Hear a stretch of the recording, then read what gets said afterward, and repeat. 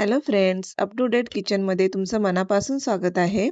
तर आज आपण बनवणार आहोत आळूवडी.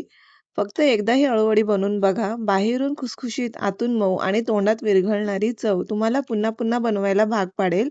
आज मी सांगणार आहे परफेक्ट आळूवडीची अशी सोपी रेसिपी जी पहिल्याच प्रयत्नात 100% जमणार.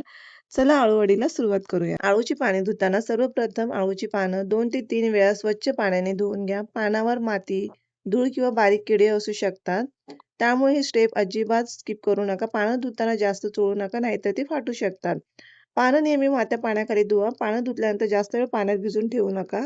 आता पानावरील अतिरिक्त पाणी हलक्या हाताने झटकून काढा. स्वच्छ कापडाने हलके पुसून घ्या. आता प्रत्येक पानांचा जाड देठ काढून घेऊया आपण. जर देठ खूप कडक असेल तर चाकूच्या सहाय्याने फक्त वरचा जाड भाग काढा. पूर्ण पान कापू नका. देठ पातळ केल्याने रोल करताना पान तुटत नाही. सर्व पानांचे देठ साधारण सारखे पातळ करा. आता पान आपल्याला उलट ठेवून लाटण्याच्या सहाय्याने जाड शिरा हलक्या हाताने सपाट करून घ्या. त्यामुळे पान नरम होतात आणि रोल करताना तुटत नाहीत.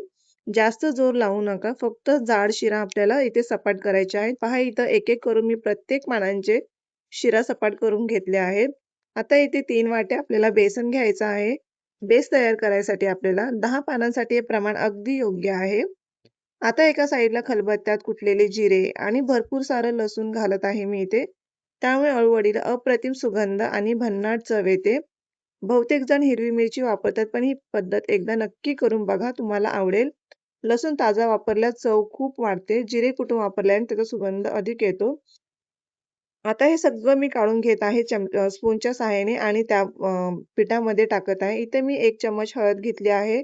2 चम्मच मी इथे धना पावडर घेतली आहे आणि 1 चम्मच मी गरम मसाला घेतला आहे आणि थोडासा ओवा घेतलाय. ओवा क्रश करून टाकायचा आहे आपल्याला आणि इथं तीळ घेतले आहे. तीळ मी 1 चमचा घेतलेली आहे, 1 चमचा भरून. नंतर पुन्हा हाताने टाकले आहे त्यामध्ये आणि इथे लाल तिखट घेतले आहे 2 चम्मच आणि थोडीशी साखर घेतली आहे 1.5 चम्मच. कारण की आपल्या पानांचं प्रमाण जास्त आहे.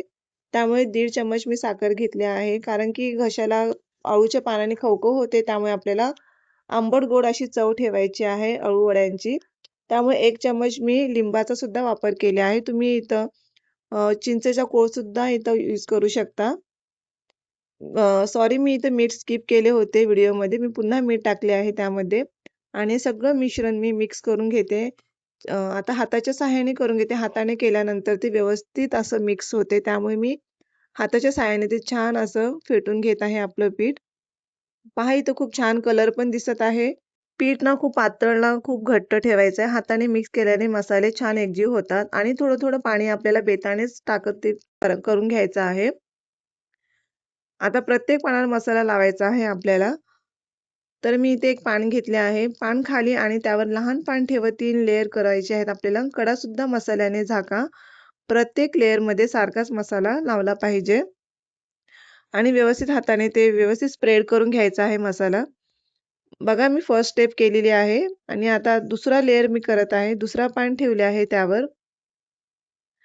दोन्ही बाजू फोल्ड करून पुन्हा मसाला लावायचा आहे आपल्याला आणि ते सुद्धा पान व्यवस्थित स्प्रेड करून मसाला लावायचा. आता मी तिसरा पान ठेवत आहे. तशीच आपल्याला स्टेप करायची आहे सेम टू सेम. दोन्ही बाजू आता फोल्ड करायची आहे आपल्याला. फोल्ड करून पुन्हा त्यावर तो मसाला घट्ट करायचा आहे. दोन्ही साइडनी आपल्याला सेम स्टेप करायची आहे. आता एक साइड झाली आहे. आता दुसरी साइडनी पण आपल्याला सेम करायचं आहे. आता मसाला लावल्यानंतर सर्वात महत्त्वाची स्टेप म्हणजे फोल्डिंग. सर्वात प्रथम दोन्ही बाजू आतल्या दिशेने फोल्ड करून घ्या. त्यामुळे मसाला बाहेर येत नाही. त्यानंतर देठाच्या बाजूला बाहेर राहिलेला पानांचा भागी त्यामध्ये व्यवस्थित दुमडून घ्या. आता हळूहळू घट्ट रोल करा. रोल करताना हलकासा दाब देत पुढे गुंडाळा, म्हणजे मसाला आतमध्येच लॉक होतो आणि वाफवताना किंवा कापताना बाहेर पडत नाही. अशा प्रकारे केलेले रोल घट्ट, सुंदर आणि एकदम परफेक्ट तयार होतात. पाणी आधी उकळलेलं असावं.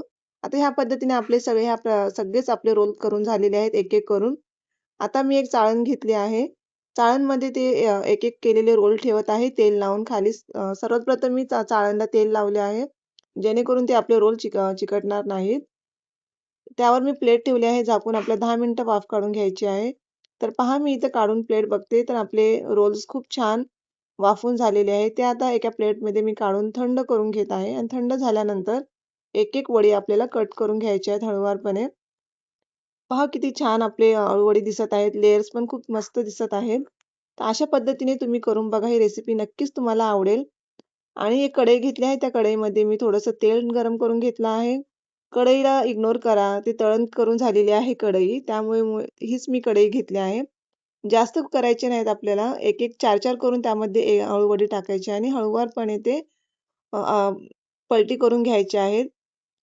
जोपर्यंत कलर चेंज होत नाही, तोपर्यंत आपल्याला अळूवडी फ्राय करून घ्यायची आहेत. पहा इथं किती खूप सुंदर अळूवडी दिसत आहे. रेसिपी तुम्हाला आवडली असेल तर एक लाईक करा नक्कीच आणि ही रेसिपी नक्कीच ट्राय करा आणि मला कमेंट बॉक्समध्ये सांगा. पहा किती सुंदर आणि खुसखुशीत आणि एक-एक लेयर उठून दिसणारी आपली अळूवडी तयार झाली आहे. तुम्ही ही रेसिपी नक्की करून बघा. आवडली तर व्हिडिओला लाईक करा. तुमचं मत कमेंटमध्ये नक्की सांगा आणि अशा भन्नाट रेसिपीसाठी चॅनेलला सबस्क्राईब करायला विसरू नका. पुन्हा भेटू.